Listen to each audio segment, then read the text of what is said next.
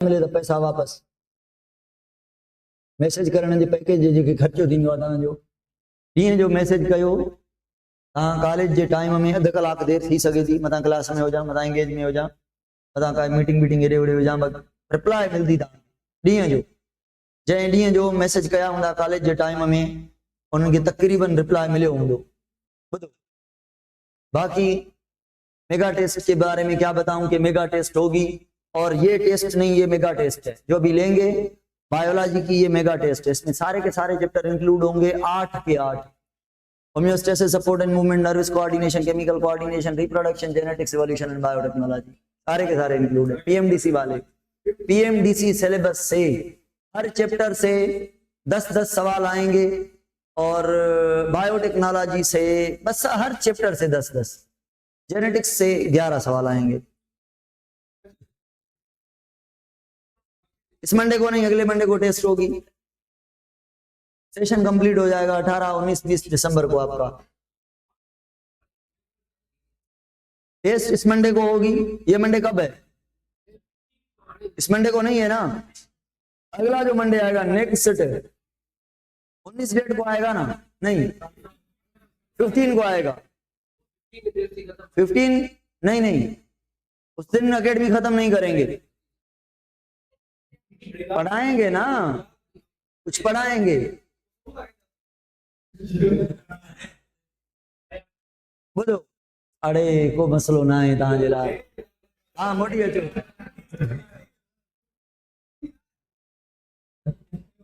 अचो निभागो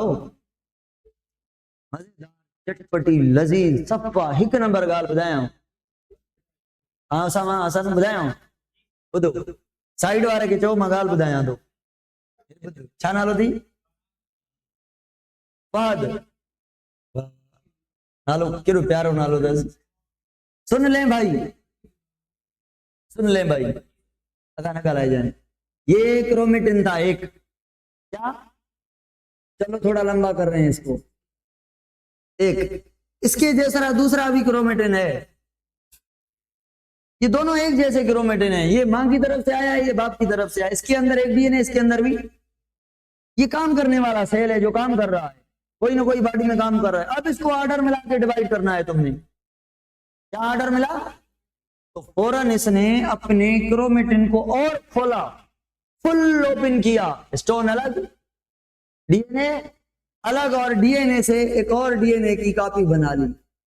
इसके पास कितनी कॉपी बन गई डीएनए की एक असली डीएनए एक कॉपी एक असली एक कॉपी तो डीएनए पहले थे 1 2 अब डीएनए एक क्रोमोसोम में कितने डीएनए हो गए दूसरे में भी 2 हो गए यानी 4 समझ आ रही है। अब ये क्रोमेटिन है अभी तक क्रोमेटिन है अब ये कॉइल करेंगे अब कॉइल करेंगे तो ये पतले होंगे तो ये जो क्रोमेटिन है ये इतना पतला छोटा हो जाएगा ये यहां से लेकर यहां तक और ये क्रोमेटिन इतनी छोटी हो जाएगी और ये वाली भी छोटी हो जाएगी ये वाली भी छोटी ये टोटल क्रोमेटिन इस शक्ल में कन्वर्ट हो गया इसको कहेंगे क्रोमोसोम छोटा मोटा visible easy to see count the number वगैरह शेप देखने में के लिए ये क्रोमोसोम कब बनेगा डिवीजन के दौरान डिवीजन के लिए ताकि क्रोमोसोम को आसानी से गिन के डिवाइड किया जा सके डिस्ट्रीब्यूट किया जा सके। क्रोमेटिन इतने ये तो मैंने एक क्रोमेटिन बनाया था इंसान के अंदर 40 क्रोमेटिन है मैंने एक पेयर बनाया था इंसान के अंदर 23 क्रोमेटिन के पेयर हैं तो ऐसे बालों की तरह गिचमिच पड़े रहते हैं इसीलिए क्रोमेटिन को पहले उनके डीएनए को डबल करके क्रोमोसोम में कन्वर्ट किया जाता है। समझ आ रही है। अगर मियोसिस है तो क्या होगा पता है तो ये वाला क्रोमोसोम मां वाला और ये बाप वाला एक साथ जुड़ जाएंगे इनको हम कहेंगे होमोलॉगस क्रोमोसोम का होमोलॉगस पेयर। तो मियोसिस 1 और मियोसिस 2 आपको पता है मियोसिस के 2 स्टेजेस होते हैं। मियोसिस का मतलब एक सेल से 4 सेल का बनना पहले एक सेल में से 2 बनते हैं फिर 2 में से 4 बनते हैं तो 4 सेल बनने तक हम इसको ये एक मियोसिस मानते हैं जिसमें सेल 2 दफा डिवाइड करता है।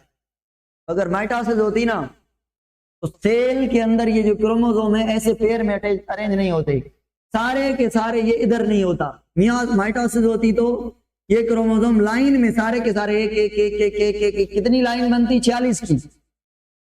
मियोसिस है तो लाइन में कितने हैं, 23, और यहाँ पे दो दो दो दो दो दो दो दो दो का पेयर है, और ये पेयर कौन सा है, homologous homologous homologous homologous homologous. आपको पता नहीं प्रोफेज में क्रोमोसोम मोटे होते हैं, मेटाफेज में सेंटर पे आते हैं, एनाफेज में अपोजिट मूव करते हैं, टीलोफेज में डिवाइड हो जाते हैं। तो अगर माइटोसिस हो रही है, क्या माइटोसिस, तो एक सेल से कितने बनेंगे, अब इनकी बात नहीं करेंगे, इनको छोड़ें फिलहाल, ठीक है, इनको छोड़ें फिलहाल, इनकी बात नहीं हो रही पहले। अब एक सेल से 2 बन रहे हैं, डिवीजन कौन सी हो रही है, माइटोसिस हो रही है, तो ये क्रोमोसोम इधर नहीं होगा, सही है। इस लाइन में कितने होंगे, इंसान का सेल है तो 40, तो 40 को प्रोफेज में ऐसे, प्रोफेज क्या है, क्रोमेटिन का क्रोमोसोम में कन्वर्ट होना। मेटाफेज क्या है, जहां पे भी क्रोमोसोम बने हैं वो सारों का सेंटर पे आ जाना, मेटाफेज मतलब सेंटर पे आना। मोटे हो गए प्रोफेज में, मेटाफेज में मोटे भी हुए, सेंटर पे भी आ गए, मैक्सिमम थिकनेस मेटाफेज में होती है। तो जब सेंटर पे आ गए तो आपको पता है सेंट्रियोल, स्पिंडल फाइबर, धागे, वो धागे आके चिपक जाते हैं, ये सेंट्रियोल, ये उसके धागे, धागों को क्या कहते हैं, ये सेंट्रियोल, ये उसके धागों को स्पिंडल फाइबर। एक क्रोमोसोम पे कितने स्पिंडल फाइबर चिपके हुए हैं, एक उस तरफ से एक उस तरफ से, ये तरफ पोल, वो अपोजिट पोल, तो ये धागा इधर खींचेगा, ये धागा इधर खींचेगा, किसको, क्रोमोसोम को, क्रोमोसोम इधर से बढ़ जाएगा, डिवाइड हो जाएगा, टूट जाएगा। तो क्रोमोसोम की इधर से डिवीजन होगी एनाफेज में, तो ये जो एक पार्ट है, एक जो क्रोमेटिड है, ये वाली, ये मैं इरेज कर रहा हूं, क्रोमेटिन, समझ गए हैं आप क्रोमेटिन क्या है, ठीक है ना। ये जो क्रोमेटिन है, ये वाली एक, ये इधर ऐसे जा रही है, इधर जा रही है, ये वाली क्रोमेटिन इधर जा रही है, ये एक डीएनए उधर, और ये एक डीएनए किधर आ रहा है, इधर। क्या मैं कहूं, इस क्रोमोसोम के पास 2 डीएनए थे, एक डीएनए इधर आ रहा है, एक डीएनए दूसरे क्रोमोसोम का भी एक इधर, एक उधर, एक उधर, एक इधर, एक इधर, एक उधर, 40 इधर 40 उधर, समझ आ रही है। तो क्रोमोसोम का मोटा होना, प्रोफेज बीच में आना, मेटाफेज अपोजिट जाना, टूट के अपोजिट जाना, डिवाइड होना, एनाफेज, और जहां पे गए वहां पे क्रोमोसोम अगेन कन्वर्ट हो जाएंगे, पता है किसमें, ये क्या है, ये क्रोमोसोम ही है, क्रोमेटिन में कन्वर्ट हो गए, नेटवर्क की तरह, nuclear reticulum, chromatin fibre original शक्ल में आ गए, जैसे डिवीजन से पहले थे क्रोमेटिन थे, डीएनए खुला हुआ, gene active, gene switch on, काम करने वाले, अनकॉइल्ड हो गए, और इनके ऊपर आ जाएगी न्यूक्लियस की मेम्ब्रेन, इनके ऊपर भी आ जाएगी न्यूक्लियस की मेम्ब्रेन, ये एक न्यूक्लियस से 2 बन गए, फिर साइटोप्लाज्म की डिवीजन हो गई, एक सेल से बन गए क्या, 2 सेल। इसके अंदर भी कितने क्रोमोसोम, इसके अंदर भी कितने क्रोमोसोम, विद एक डीएनए, विद एक डीएनए, ये है माइटोसिस। मियोसिस ऐसे नहीं होती। मियोसिस कैसे होती है, अगर मैं आपको हाँ मालूम, नुकसान दियो ना,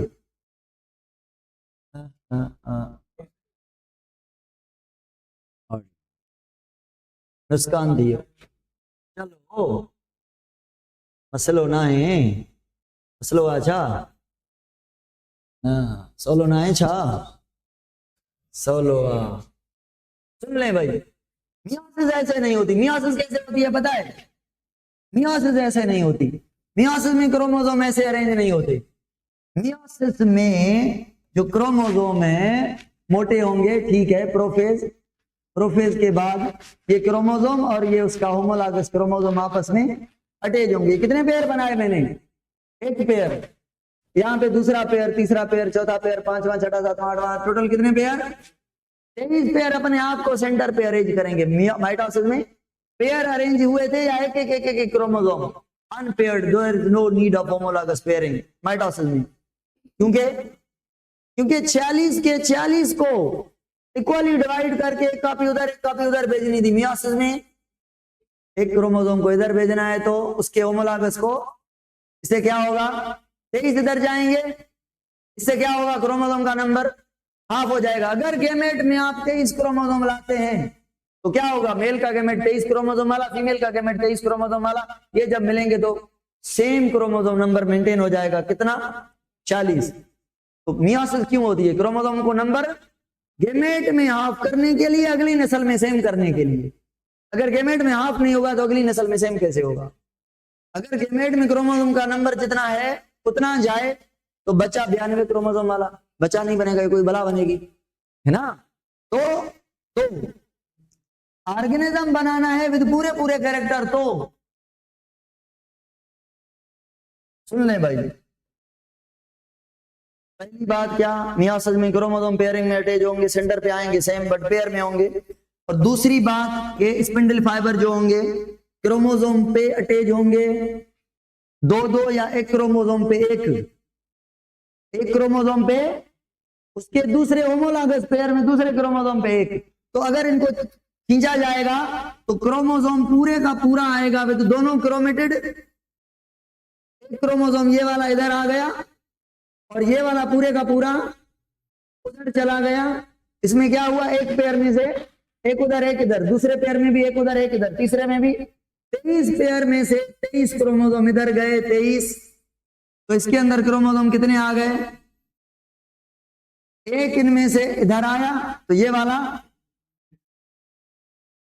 इधर गया, ये मियोसिस 1 हो गई। क्रोमोसोम का नंबर क्या हो गया 40 से 2 23। अब मियोसिस 2 क्यों होगी, क्योंकि इसके अंदर क्रोमोसोम तो 23 है बट डीएनए दो कॉपीज हैं। अब माइटोसिस की तरह क्या करना है, इसको इधर से तोड़ना है ताकि एक क्रोमेटिड चली जाए इधर, एक चली जाए इधर, यानी एक डीएनए इधर एक डीएनए उधर जाना चाहिए। क्या ये डीएनए और ये डीएनए सेम है? हाँ। क्या ये सिस्टर क्रोमेटिड है? हाँ। तो क्या ये सेल एक जैसे हैं? तो क्या मियोसिस 2 माइटोसिस की तरह है? क्या यहाँ पे 23 है वहां पे भी 23 है? क्या क्रोमोसोम का नंबर रिड्यूस नहीं होगा? बिल्कुल नहीं होगा। तो meiosis 2 is actually like a mitosis. Meiosis 1 is a reductional division, meiosis 2 is a equational division. Reductional मतलब क्रोमोसोम का नंबर रिड्यूस होगा into half. Meiosis 1 is a heterotypic cell division. जो सेल डिवाइड कर रहा है उसके अंदर 46 क्रोमोसोम है, जो बन रहा है उसके अंदर 23। तो डिवाइड करने वाला और बनने वाला एक जैसे नहीं है। बट मियोसिस 2 और mitosis are homotypic cell division. Homotypic cell division मतलब जैसा सेल डिवाइड कर रहा है डॉटर सेल वैसे ही होंगे।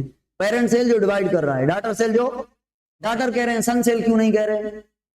क्योंकि बच्चा मां से पैदा होता है तो अगेन ये सेल जाके कुछ पैदा करेंगे तो मां का बिहेव करेंगे, इसीलिए डॉटर सेल कहा जाता है नए बने हुए सेल्स को। पेरेंट सेल जो नए बने वो डॉटर सेल। अब बताएं, गेमेट में हर क्रोमोसोम का एक एक डीएनए है, एक एक जीन है या दो दो, और ये सेकेंडरी स्पर्मेटोसाइट है, सेकेंडरी oocyte है। इनके अंदर जीन एक की 2 कॉपीज हैं, 2 क्रोमेटिड हैं, क्रोमोसोम हाफ है।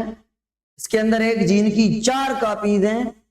अगर इसको ऑर्डर नहीं मिला डिवीजन का, रिप्लिकेशन से पहले एक जीन है, 2 जीन है एक कैरेक्टर के लिए, दोनों कॉपीज नहीं, एक माँ का एक बाप का है। समझ आ रही है? तो हमने सीखा कि क्रोमोसोम और जीन कैसे ट्रांसफर होते हैं cell to cell during mitosis, cell to cell during meiosis.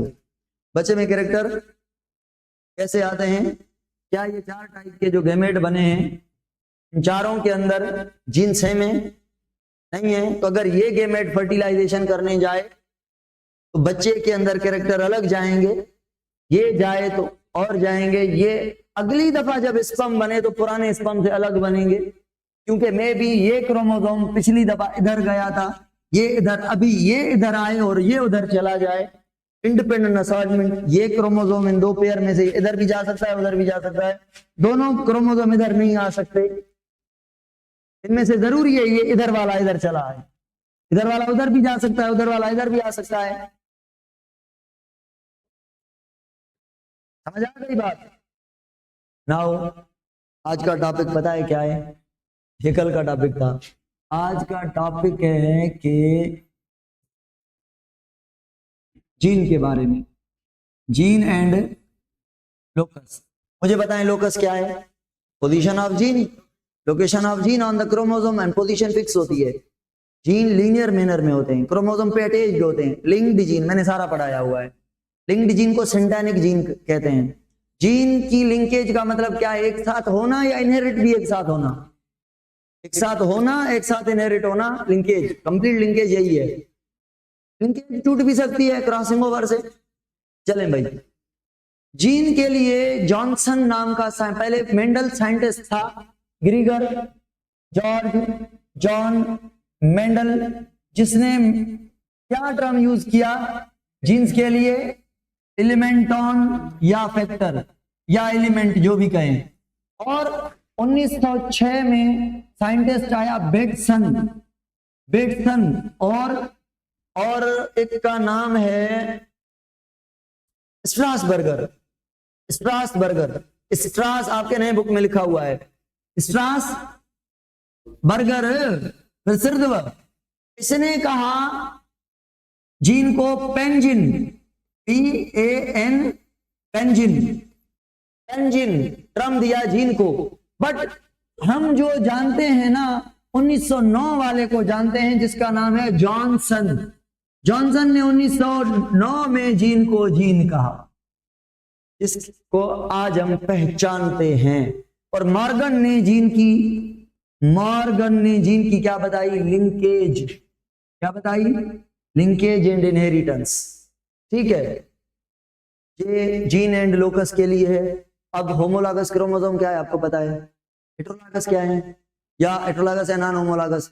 Sex chromosome या एलोसोम में क्या है? ऑटोसोमल क्या है ये पता है? अलील क्या है ये आपको पता है? क्या है allele? Contrasting form of gene, alternative form of gene on the same locus. Homozygous gene allele नहीं है। मेरा होमोजाइगस जीन कैपिटल बी, आपके किसी जीन, अगर आपका ब्लड ग्रुप ए है तो अलील हो सकता है। बट अलील उनको कहेंगे जो जीन एक जैसा काम ना करें। ठीक है, तो अलील एक ऑर्गेनिज्म में ही पाया जा सकता है, एक पॉपुलेशन में भी पाया जा सकता है। समझ आ रही है? अगर मैं हाइट के लिए, एक जीन है कैपिटल, दूसरा है स्मॉल, एक कह रहा है हाइट बढ़ाऊंगा, दूसरा कह रहा है कम करूंगा, ये दोनों अलील हैं एक दूसरे के। अगर एक कह रहा है मैं ओ बनाऊंगा, दूसरा कह रहा है मैं बी बनाऊंगा, ये अलील है। अगर दोनों ओ वाले हैं, अलील नहीं है। ठीक है, दोनों बी वाले हैं, अलील नहीं है। आपस में अलील नहीं है। बट मेरा बी वाला जीन आपके ए वाले ब्लड ग्रुप, आपके ओ वाले ब्लड ग्रुप का अलील है, तो ये पॉपुलेशन में अलील पाया जाएगा, मल्टीपल अलील। चलें भाई, इसके बाद झगड़ा हुआ, दुनिया को पता चला कि सट्टन कह रहा है क्रोमोसोम हेरिडिटी मटेरियल। अभी तक पढ़ा क्या हमने? अभी तक पढ़ा क्रोमोसोम क्या है, क्रोमोसोम किस चीज का बना हुआ है, क्रोमोसोम पे डीएनए क्या है, क्रोमोसोम पे जीन क्या है, और क्रोमोसोम हेरिडिटी मटेरियल है। अब अभी से क्या पढ़ेंगे? अभी से पढ़ेंगे क्रोमोसोम हेरिडिटी मटेरियल नहीं है, डीएनए हेरिडिटी मटेरियल है। अभी सेक्शन दूसरा स्टार्ट हो रहा है डीएनए का। तो डीएनए कैसे क्लियर हुआ कि डीएनए हेरिडिटी मटेरियल है? ये 3 एक्सपेरिमेंट पढ़ाऊंगा मैं, इनमें क्लियर होगा कि हाँ डीएनए हेरिडिटी मटेरियल है। फिर डीएनए की रिप्लिकेशन कैसे होती है, ये टॉपिक पढ़ेंगे। फिर डीएनए से आरएनए कैसे बनता है, ट्रांसक्रिप्शन, ये पढ़ेंगे। फिर आरएनए में कोडान और एंटीकोडान का क्या कॉन्सेप्ट है, प्रोटीन कैसे बनती है, ट्रांसलेशन कैसे होती है, जेनेटिक कोड एंड ट्रांसलेशन पढ़ेंगे। फिर एक जीन को देखेंगे, उसकी स्ट्रक्चर पढ़ेंगे, उसकी प्री पोस्ट ट्रांसक्रिप्शनल मॉडिफिकेशन पढ़ेंगे, आरएनए प्रोकैरियोट और यूकैरियोट के जीन का डिफरेंस, उसके आरएनए का डिफरेंस, उनके एक्सप्रेशन का डिफरेंस पढ़ेंगे। उसके बाद म्यूटेशन पढ़ेंगे। उसके बाद चैप्टर हमारा हो जाएगा पूरा। आखिर में ये क्लियर करेंगे कि भाई आखिरी हिस्सा ये भी है म्यूटेशन से पहले कि डीएनए भी सारा हेरिडिटी मटेरियल है, डीएनए के भी छोटे छोटे टुकड़े हैं जिनको कहते हैं जीन। फिर पढ़ेंगे जीन के भी पार्ट हैं, और promoter, structural part and terminator. और फिर पढ़ेंगे स्ट्रक्चरल पार्ट में भी फालतू जीएनए होता है, इंट्रॉन एंड एक्सॉन। एक्सॉन काम का होता है, इंट्रॉन काम का होता है। सारे एक्सॉन को मिला के सिस्ट्रॉन कहेंगे। पॉलीसिस्ट्रॉनिक जीन क्या है, मोनोसिस्ट्रॉनिक जीन क्या है, प्रोकैरियोट में पॉलीसिस्ट्रॉनिक होते हैं, यूकैरियोट में मोनोसिस्ट्रॉनिक होते हैं। ये क्या है, ये क्यों है? सवाल पूछा। अगर हमारे अंदर क्या है पता है, एक जीन का अपना प्रोमोटर है, अपना टर्मिनेटर है। प्रोकैरियोट के 5, 6, 7, 8, 10 प्रोटीन बनाने के लिए प्रोमोटर एक है। तो अगर आरएनए बनेगा तो 5 जीन का आरएनए बन जाएगा। फालतू में 5 प्रोटीन बनेगी, नीड 1 की होगी। तो प्रोकैरियोट में regulatory proteins, regulatory mechanism gene के ऊपर इतना खासा, हमारे ऊपर हर जीन का अपना प्रोमोटर, अपना टर्मिनेटर। जिस जीन की प्रोटीन बनानी है वही जीन आरएनए बनाएगा, दूसरा साइड वाला जीन इंटरप्ट नहीं होगा, उससे कुछ भी नहीं बनेगा, क्योंकि उसका प्रोमोटर अपना है, टर्मिनेटर अपना है, फिर साइड वाले जीन का प्रोमोटर और है, उसको मैसेज देने वाला हार्मोन और आएगा, जुदा उसकी कॉपी बनेगी। So on. सक्षम, वालेकुम अस्सलाम। सुने भाई, वालेकुम अस्सलाम। सुने भाई, सुना है आपने एक साइंटिस्ट का नाम जिसका नाम है ग्रिफिथ? सुना है? पता है इसने क्या किया? बताऊं? माउस पे स्टडी कर रहा था, जेनेटिक्स पे स्टडी कर रहा था, मेडिसिन पे स्टडी कर रहा था। तो माउस जो है ना, माइस, चूहे, माउस, चूहे जो हैं वो, ये साइंटिफिक एनिमल है। मैंने बताया टेक्नोलॉजी में बहुत सारे प्रोडक्ट, बहुत सारी दवाइयां, ये वो टेस्ट करते हैं चूहे पर, बच गया तो ठीक है, फिर एनिमल को, इंसान को, बाकी दीगर ऑर्गेनिज्म को लगाई जाती है, नहीं तो चूहा बड़ा इंपॉर्टेंट ऑर्गेनिज्म है, पालने में भी आसान है, छोटा भी है, रिप्रोडक्शन भी तेज है, रिजल्ट भी जल्दी जो है, जो एक्सपेरिमेंट करेंगे उसका मिलेगा, तो हेरिडिटी कैरेक्टर भी जल्दी मिलेंगे, सब कुछ जीन थेरेपी है वो सब कुछ सही से इस पे अप्लाई किया जा सकता है। चूहे को हो गई निमोनिया, चूहा मर गया, मरते गए साइंटिस्ट परेशान, जिन पे मैं स्टडी कर रहा हूं वो मर रहे हैं, बड़े इंपॉर्टेंट है। इसने चूहे की डेड बॉडी को उठाया। क्या उठाया? चूहे की डेड बॉडी को उठाया, तो क्या देखा पता है? जो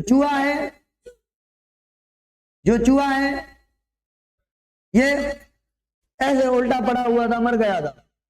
इसने अब चूहे की बॉडी से क्या टेस्ट किया पता है? टेस्ट किया कि उसकी बॉडी से कुछ बैक्टीरिया मिले, 2 टाइप के। एक बैक्टीरिया के ऊपर कवर था, इसको इसने एसिड स्ट्रेन कहा, एक बैक्टीरिया के ऊपर कोट नहीं था, उनको रफ स्ट्रेन। रफ का मतलब है सरफेस पे कुछ स्मूथ स्ट्रक्चर नहीं है, इसका मतलब है स्मूथ, इनका जो सरफेस है वो स्मूथ है, क्योंकि इनके ऊपर पॉलीसेकेराइड का एक कोट बना हुआ है, और इनके ऊपर वो कोट, क्या मैं कहूं, इसके पास कोट बनाने वाले जीन है तभी कोट बना, इसके पास वो जीन नहीं है। तो दोनों बैक्टीरिया हैं, दोनों स्ट्रेप्टोकोकस हैं, बट फर्क है, जीन का फर्क है। तो इसने देखा कि भाई चूहे के अंदर तो दोनों प्रोटीन है, दोनों बैक्टीरिया हैं। फिर सोचा बीमारी किसने की, सोच के कहा मैं टेस्ट करता हूं किसने बीमारी की। तो एक्सपेरिमेंट क्यों किया? ये चेक करने के लिए कि इनमें से बीमारी कौन करती है। पहला एक्सपेरिमेंट किया, पहले एक्सपेरिमेंट की बात कर रहा हूं, पहला एक्सपेरिमेंट, फर्स्ट एक्सपेरिमेंट, इसने आर स्ट्रेन की इंजेक्शन ली। इंजेक्शन में क्या भरे? स्ट्रेप्टोकोकस रफ वाली बैक्टीरिया भरी, और इंजेक्शन लगाई किसको? माइस को कुछ नहीं हुआ, जी रहा था बड़े मजे से, चिल कर रहा था, निमोनिया नहीं हुई। इसने कहा अच्छा ये नहीं है वेरुलेंट, ये पैथोजेनिक, ये बीमारी करने वाली, पैथोजेनिक वेरुलेंट वाले बीमारी करने वाली खतरनाक नहीं है। इसने कहा पक्का ये होगी। जब इसकी इंजेक्शन भरी और इंजेक्शन लगाई किसको? माइस को, तो माइस हैज गॉन, निमोनिया हो गई, मर गया। माइस बेचारा ये पड़ा है, ठीक है, ये मोटा हो गया ऐसे,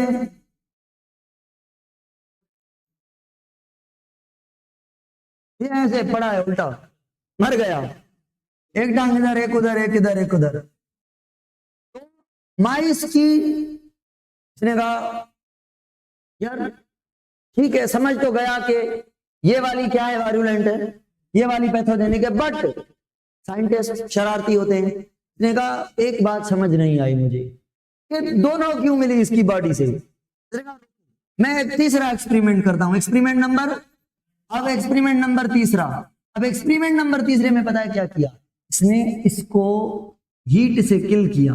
हीट से, आप लोगों को मुझे पता है कि हीट से किल करने में से इस स्ट्रेन का डीएनए बचेगा, बाकी सारे protein, lipid, RNA, carbohydrate denature हो जाएंगे, है ना।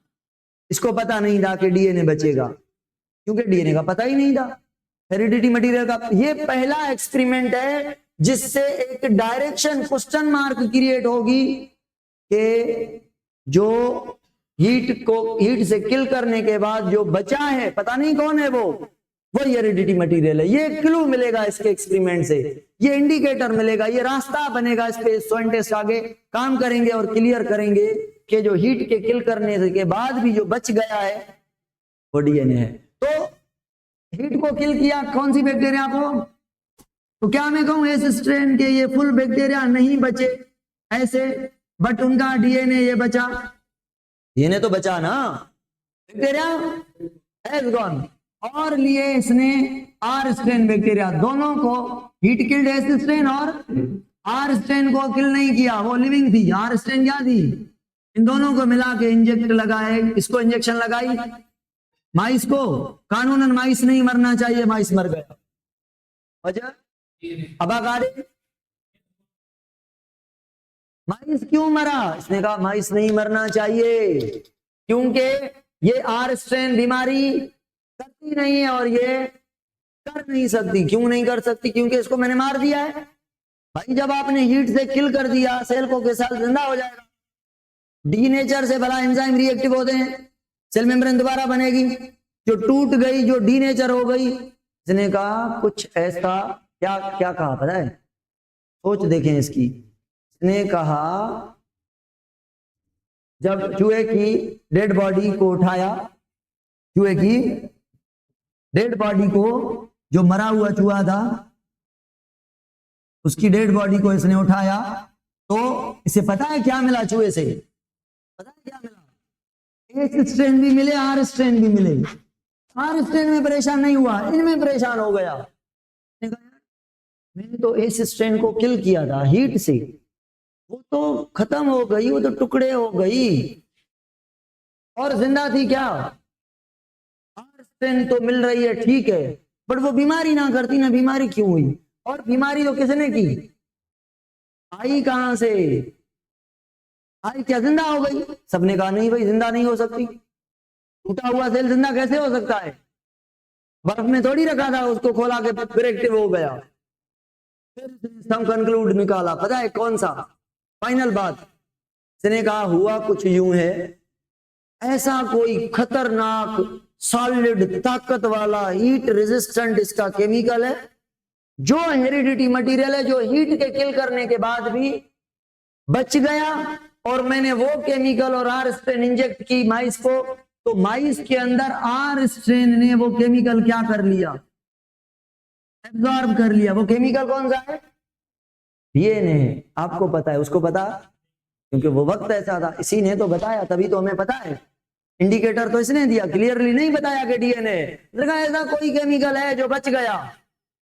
तो इसने कहा ये लिविंग नहीं हुई एस स्ट्रेन, ये आर में से एस हुई है। तो आर ने अपनी शक्ल क्यों बदली, क्योंकि जैसे मैंने पढ़ाया ये एस है, तो इसके पास ऐसे जीन है कोड बनाने वाले, और इसके बाद वो जीन, जब जीन मतलब वो डीएनए, वो केमिकल, जब माइस के अंदर आपने एस स्ट्रेन का डीएनए भी डाला, आर स्ट्रेन भी डाली, तो माइस के अंदर क्या क्या है, आर स्ट्रेन डाले और एस स्ट्रेन का, तो एस स्ट्रेन वाला डीएनए एब्जॉर्ब कर लिया किसने, तो आर स्ट्रेन अब एस बन गई।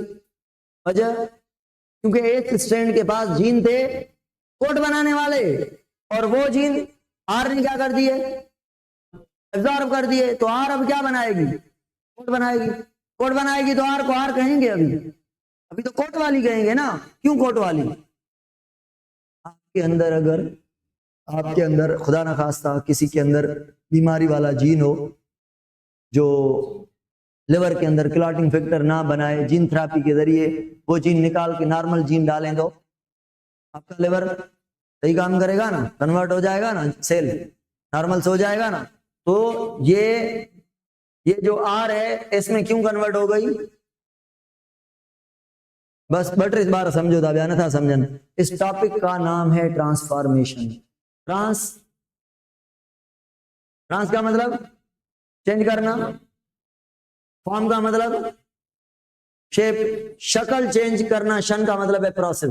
ट्रांसफॉर्मेशन ऐसा प्रोसेस जिसमें आर स्ट्रेन अपनी शक्ल कर चेंज करे इनटू एस स्ट्रेन। अब इसने कहा ये जो ट्रांसफॉर्मेशन के पीछे जो मॉलिक्यूल है ना, वो मॉलिक्यूल पता नहीं कौन है, बट वो हेरिडिटी मटेरियल है। अब ढूंढ लें कि वो है कौन, वो कौन है, वो क्या है।